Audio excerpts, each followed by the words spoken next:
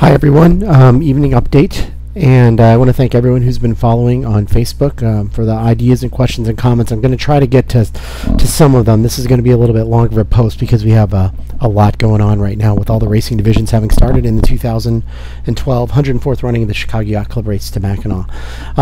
I thought I would start off by showing just sort of the observations around Lake Michigan. This is available on sailwx.com.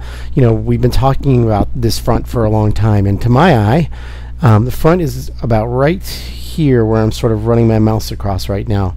You can see the south winds on one side of it, and you can sort of see the north winds. The winds are coming from the direction of the flag there on the other side of it. So the front's in that neighborhood, I would say. There's some little thermal effects going on here.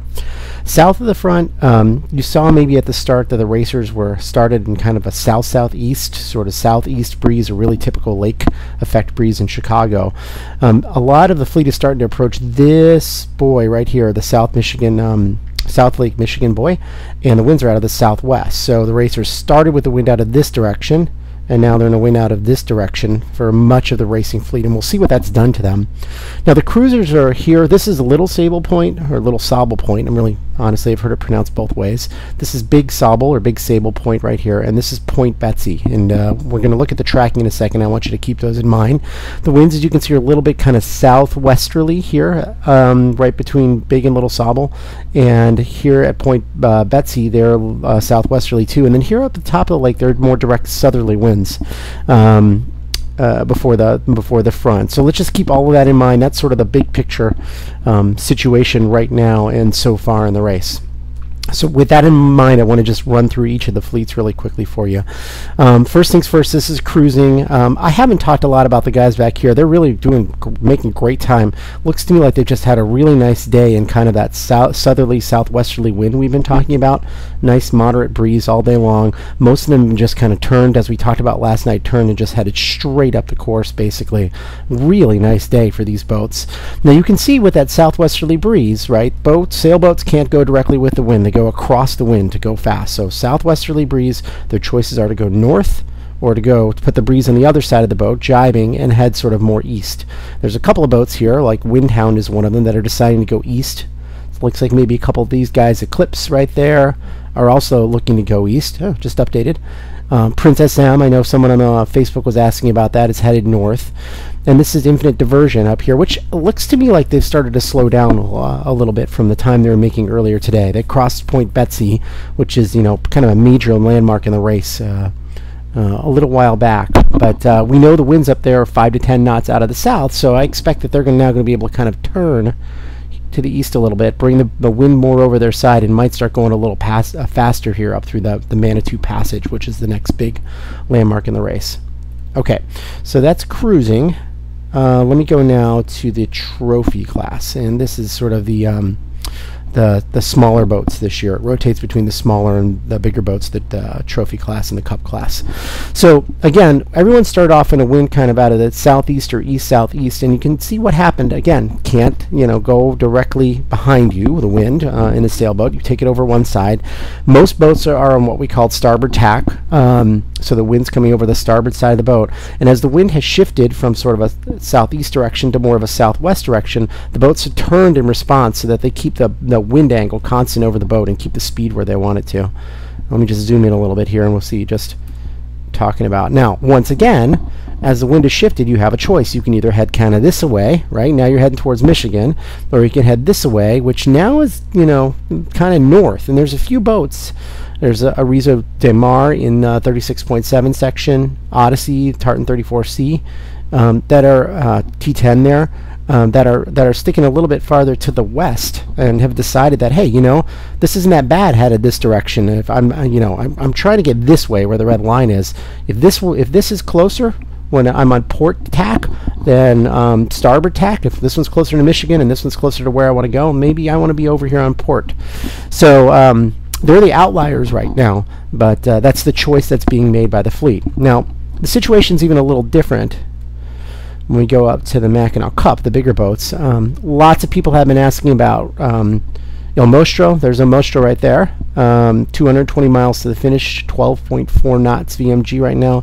Here's WindQuest. Man, they are, they've been going at it. Now you can really see the zigzagging that I'm talking about here, where there's a jibe, go this way for a little while, closer to north. Now, hey, wow, maybe a little wind shift, maybe a little different velocity. Maybe they want to get closer to their competition, so they jibe back over. You can see the same thing sort of here in WindQuest track, a couple of jibes there. Again, you keep the boat coming, the wind coming over the side of the boat at an angle to keep it moving. And we see in these faster boats, they might be getting into a little that lighter breeze that we see further up the lake, and they may therefore be choosing to jibe a little bit more to sort of stay in wind. Keep the hot angles, and there's also just so many more of them. Some of them may be doing this just to kind of get out of traffic right now, because as you know, sailboats throw bad wind on one another, and you got to kind of stay out of that. So that's a couple of overviews for everyone right now regarding the race situation. I know there's a lot of specific questions about specific boats, and I'll do what I can to answer those. I thought the better thing to do maybe would be to talk about the forecast a little bit more now. I showed you this earlier today. I posted it online. This was supposed to be valid at 7 Central. It's a little bit later than that right now. The front was supposed to be down here, and here's Point Betsy where my mouse is. Front was almost supposed to be a Point Betsy, and I've got it, maybe, I don't know, 40 miles back, 50 miles back. Not much, not a bad forecast, but a little bit slower than what we've expected. So let me just scroll up here so I can animate, and we'll see what happens next. So here's our fleet down here, and they're sort of southwesterly. Nice breeze maybe up there. The front is then forecast to come down, so we expect it to continue. Again, here's Point Betsy, so it should cross over infinite diversion pretty soon here, and they'll be in a northerly. If this validates later tonight, we'll see that happen. The southerlies stay on our racing fleet. Right, and now it gets kind of weird here. Sort of a frontal low sort of forms right there, it looks like to me. Northerlies up here, we stay in sort of westerly, southwesterly here. Here's the front, this area of convergence right here with a low hanging out along it, looks to me. We're staying our southerlies. Now our racing fleet is going to maybe be going through some of this really light colored stuff with really kind of variable direction for a little while before they get into what's sort of become an easterly.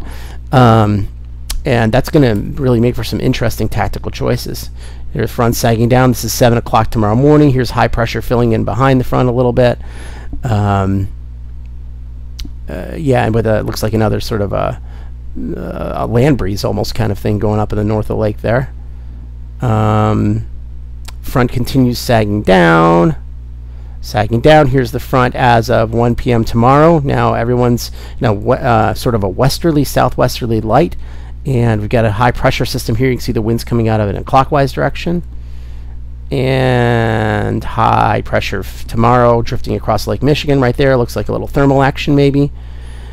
And the wind fills from the south behind that high pressure system and really starts to fill by tomorrow night. We're in really nice breeze across the lake. It's a little light up here, but people should be making decent time on this, and then it really starts to fill.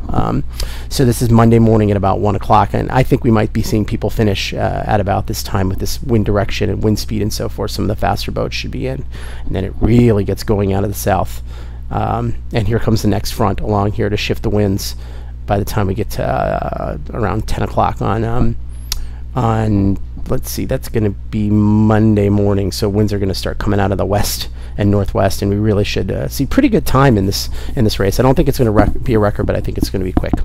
Anyway, long post. I hope that helped. Please keep posting away on Facebook. I'll be watching for another couple hours tonight. Thanks again for your participation, and please let me know if you have any questions. Thanks. Bye.